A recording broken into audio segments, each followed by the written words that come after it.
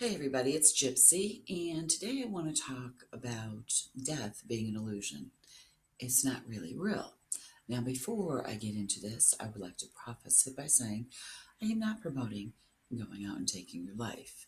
That is not what this is about at all. Do remember that when you incarnate, you do so for reasons you cannot remember while you're in a physical body.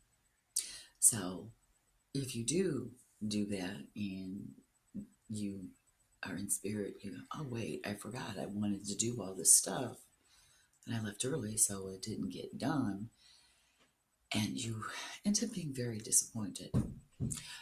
Um, anyways, that being said, when I say death is an illusion, I'm talking about ourselves dying, dying as in not existing anymore. That is an illusion. To those left behind, to most people, that person isn't there anymore, but they actually are. When we incarnate and we come into these physical bodies, our vibrational frequency lowers so much that we cannot see everything that's around us. Now, you guys have heard me talk about how there is more here surrounding us everywhere that we're not seeing. Um, it is difficult for the human eye to see it. Uh, you've probably heard animals, particularly cats, can see much more easily what's totally around. Okay, and I've witnessed it. I have three cats. I've seen this. Um, Also, when our vibrational frequency is that low, we've kind of cut ourselves off from who we truly are and our loved ones who have gone before us, even though they're actually there. So we're not seeing everything.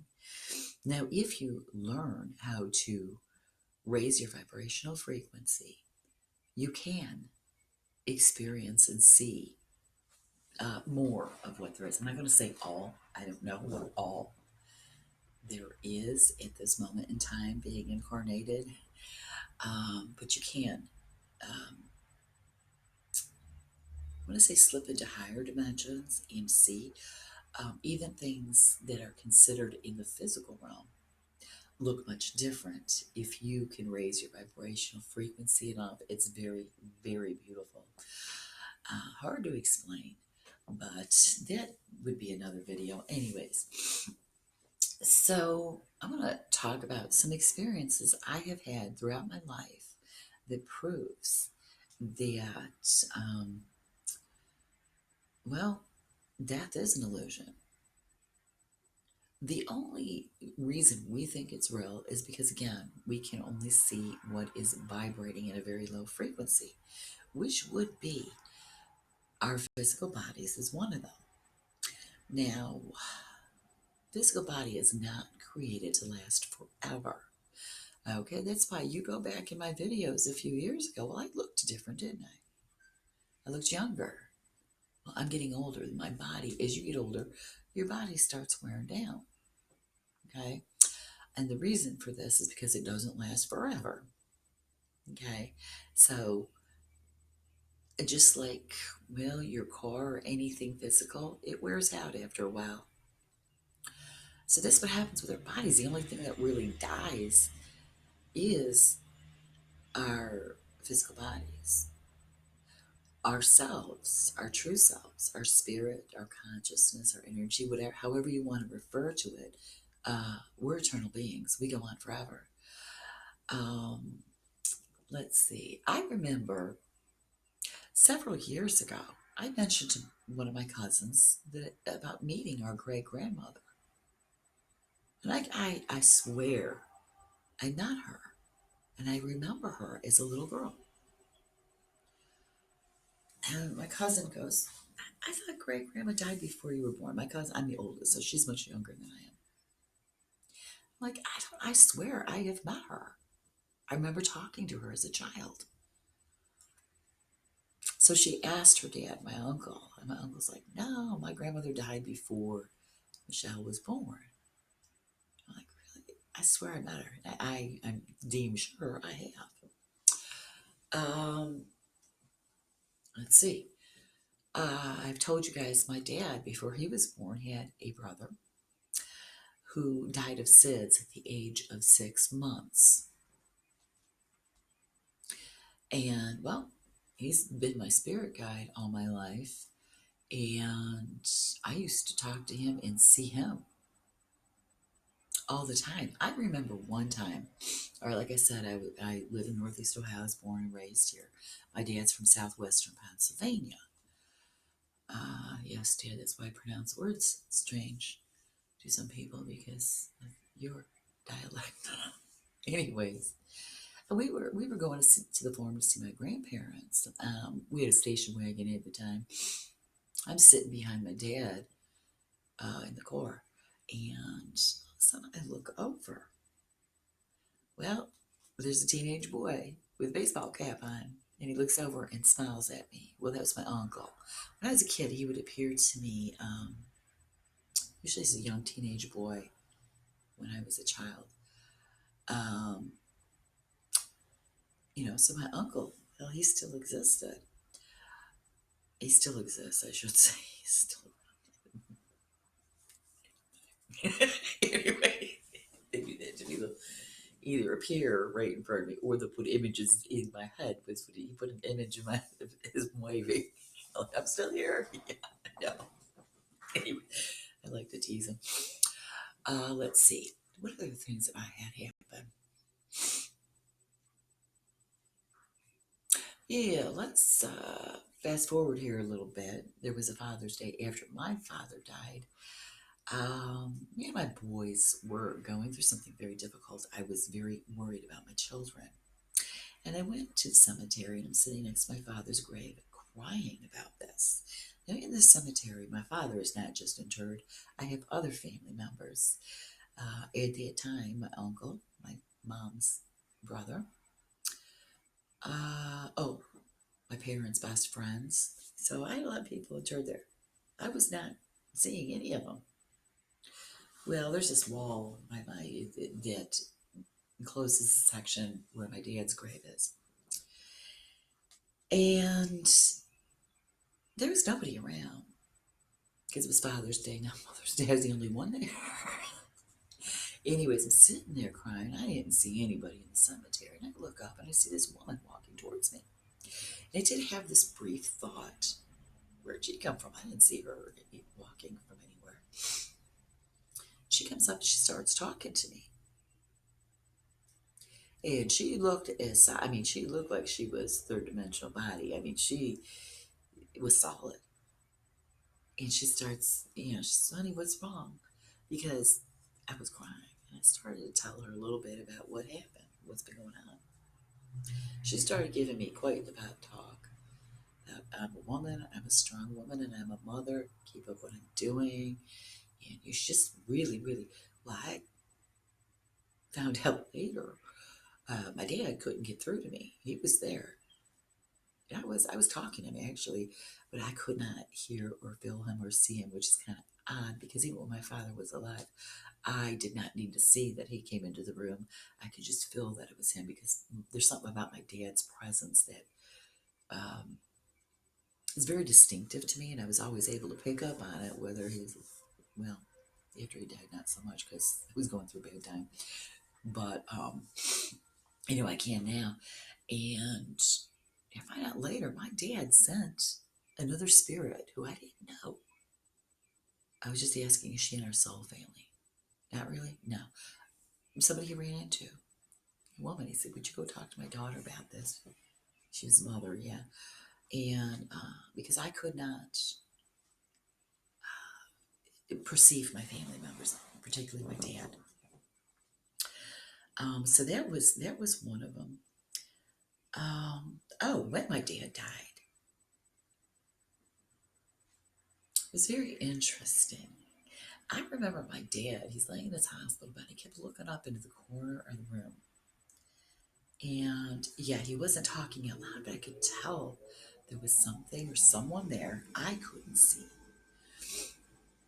I was upset, so my vibrational frequency was low, but I could tell my dad was seeing someone.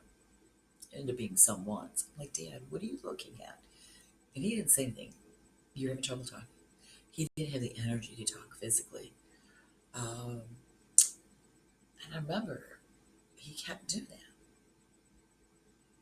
So when he died and left his body, the whole room, it glowed. It was gold. It was beautiful.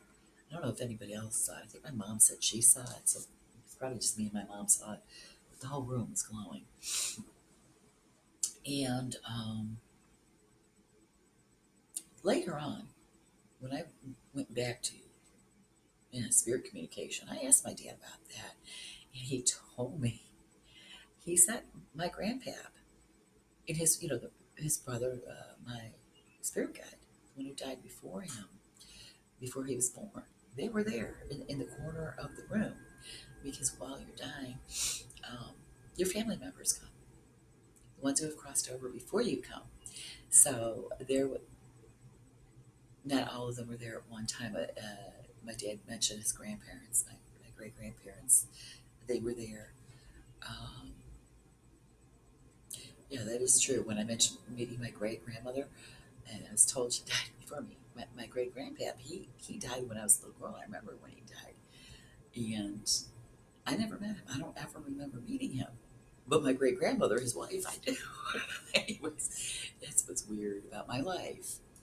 Um, so yeah, my dad thought it was mostly my grandmother was still in the physical realm and she hadn't died yet. So she obviously was not in the corner up there in the corner of the room. Um, yeah, so it was they were there for him. And what happens is when you get closer to death, you start seeing and hearing your family members. Like my mother, she never claimed to see spirits or hear them. And she goes through these times now. Not that she's actively dying, but she's 82. She's 83. My mom's 83. She was 24 when I was born. That's why I was figuring that out. She's 83. She goes through times where she hears and sees, well, she'll hear my dad singing to her, or she'll have a conversation with my aunt. And my aunt went to go see her first thing in the morning, and she offered, because my mom has dementia, so I can tell the difference. What is a dementia hallucination and what's real from the spirit realm? So I'll let my sister know. I mean, it's kind of obvious, but when she offered my aunt coffee, and my aunt said, Janice, I don't drink coffee anymore. She's trying to remind my mother that she crossed over because having dementia, my mother will forget. And so when I told my younger son, Christian, the story, he goes, you know what Aunt Charlotte should have said? Aunt Charlotte should have said, Janice, I can't drink coffee anymore. It just goes right through me. My family in spirit realm like that one. They always laugh. Um, but anyways, that's what happens when you're towards the end of your life. My mother, lately, she hasn't been perceiving, even when I'm there and like everybody's hanging around, I can see my dad kissing her and stuff like that, or my grandma right next to her. She's not. It comes and goes. Um, so you have that kind of stuff. Um, so they are alive. We don't die. We're eternal beings, just our body. We come here, we incarnate to learn things on a spiritual level, even though we don't realize it when we're here. So we do require physical bodies for this. So we don't ever die. It's just all right. We're done here, and the body dies. Let me see. When my oldest son John died, he died 9 years ago on Mother's Day. Um, One of the first things he told me, he says, Mom, death is just an illusion. Separation is an illusion. Yeah, in the physical realm. What you just showed me. Yeah. So I'm trying to explain what he just showed me. It's kind of like it says, well, we all come from source. Like I've explained before, we're pieces part of source God. So we are all connected. And even we're in the physical realm, there could be somebody on the other side of the planet, but we're all connected. everybody in the whole universe. It's interesting and hard to explain. But he did tell me death is an illusion. And he says something very interesting, like it's only like I'm in the next room, Mom. Like for us, say I was in my living room, well, like John was in the kitchen. Now I think, okay, I said correct me if I'm wrong. He said he will. It would be my son. He would always correct everybody when they're wrong. Anyways, to me, what that means is heaven or the spirit realm isn't really a different place. It's just we're in a different form. He's saying that's sort of that. Yeah, it is that. We're just in a different form. And our abilities, like you can go to the other side of the universe like that in a split second because we do teletransport without these bodies. But it's not so much that, because that's why separation is an illusion. It's because we're really not someplace else. We're all in the same place, really. It's just what form we choose to take at any given time. In other words, incarnating. So that's what he meant. To me, it's like he's in another room. To him, it wasn't, because he had all his all his abilities were working. Because when you don't have a physical body, all of them do. So that was interesting. But he said death is an illusion. My son was an atheist. And, being into spirituality like I have been all my life, is one of my greatest passions. I would talk to my son as a little boy about, heaven, the afterlife, stuff like that, the creator. Then when he became an adult, something happened that made him choose to be an atheist. Not from the spirit realm, but, well, from people here. Yeah. People who are supposed to be very, know a lot about spirituality and love and stuff like that. But anyways, he chose to be an atheist. So when he crossed over, well, he ended up being confused, because he was like, well, one, how did I get to Mom's house? I'm watching my mother sitting on her back porch crying, holding a picture of me, saying, please call me. He couldn't find his phone. He was trying to call me, even though he was standing behind me. I couldn't see him, but I could feel him very strongly. Stop that, John Patrick. That wasn't John. Yeah. Anyway, somebody went over here. This is where he was standing. And I was actually afraid to turn around and look. I was like, no, he's not there. He's coming home in his physical body. That was my, illusion for the day. Anyways, so he was very confused at first. He thought maybe he thought he didn't die, and that he was having a nightmare watching his mother in such excruciating pain. Yeah. And it took my father and my two babies, who I lost during miscarriages. Um, I've always considered them my children, so they hung around while they were trying to get John's attention, and it took a minute, few days, about 3 days it took for them to convince him he's not dreaming. Your physical body died, John. This is real. This is Mom crying, okay? Um, it's how real it is, because it's like, oh, I'm still here. And why isn't Mom aware of me standing here? And where's my phone? Mom's asking me to call her. Wait a minute. Didn't you think, how can I see and hear Mom? Right. That was what made him think he's dreaming, he said. Anyways, so that's how real we are afterwards.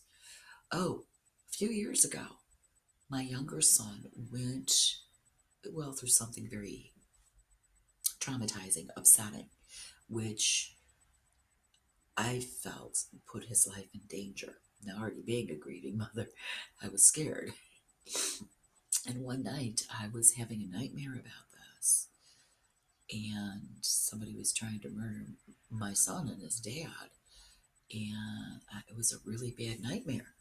Well, all of a sudden, I'm laying in bed. My grandmother's on my left side, and I hear her yelling, Miguelina, Miguelina, wake up, you're having a nightmare. And I woke up, and I'm like, well, thanks for that, because I didn't like that dream at all. Yeah, thank you. Yeah.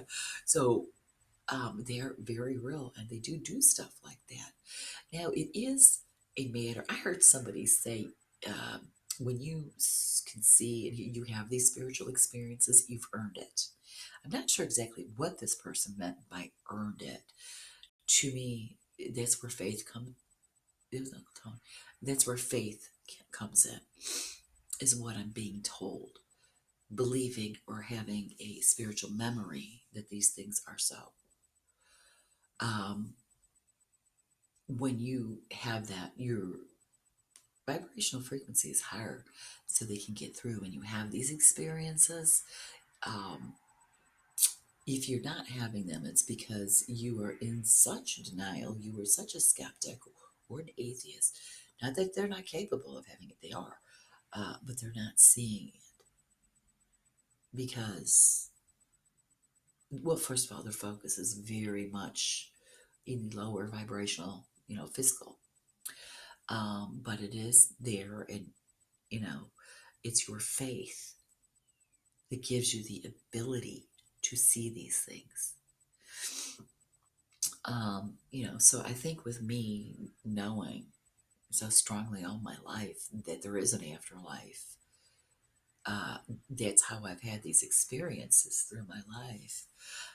Let's see, is there anything else? But yeah, I'm trying to think of examples. My dad is saying, you dad here constantly harassing me, telling my son has a similar, my son Christian has a very, his sense of humor is just like my dad's. And we were sitting around the campfire eating the other night. My son Christian's telling jokes sounded just like my dad. And I said, Dad, stop it. I thought he was talking to Christian because my son, even when he doesn't realize it, hears his grandfather and will tell me jokes that my dad used to tell my son. Nobody ever told him. And I said, one day I said to him, where'd you hear that joke before? Anybody ever tell you that? And he says, no, yeah, these are my dad's own unique made up jokes most of the time. And my son said, no, it just popped into my head. I'm like, Dad, will you stop? If something pops into your head like that, it's a spirit putting it there. So yeah, the other night at the campfire, I said, Dad, stop. My dad goes, I'm not doing anything. He's doing it all on his own. And then my dad's like, because he gets very proud of my son for telling these wonderful jokes like his grandpa. Anyways, yeah, so um, they are very present. Let's see what else. Grandma waking me up. Oh, that's right. Um, there's a shop, a metaphysical shop in the area. I used to take classes there a lot. They were really interesting, really fun. And I did go to a psychic mediumship one, because, you never stop learning. Well, it happened to be on November 5th, which is my paternal grandmother's birthday. And the woman who was teaching was up there and she was, kind of going around giving messages. And she looks at me and she goes, okay, I'm getting this woman. She's in a dress with an apron and she's like holding the apron. There's like eggs in the apron, like she just collected eggs. And I looked at her and I kind of had a feeling who it was. And then she goes, she's a mountain woman. And I said, oh, my grandma. Because I was thrown off because I never saw my grandma wear a dress unless it was for a special occasion. She wore pants. And she used that image. That's how I think, well, you did live in the mountains. You had a farm that I'd love to go to. Yeah, so yeah, my grandma making all this wonderful food with all the eggs and all the farm fresh food. So my grandmother came in to give me a massage. So it's very real. Yeah, it was shortly after John died, and my family in the spirit realm was encouraging me to write for therapeutic reasons. Um, yeah, so these are examples that have happened to me. And if you have enough faith and you can raise your vibrational frequency enough, uh, you'll start noticing that your loved ones who've gone before you are still around. So I'm going to leave you with that. Blessed be and make it a joyful one.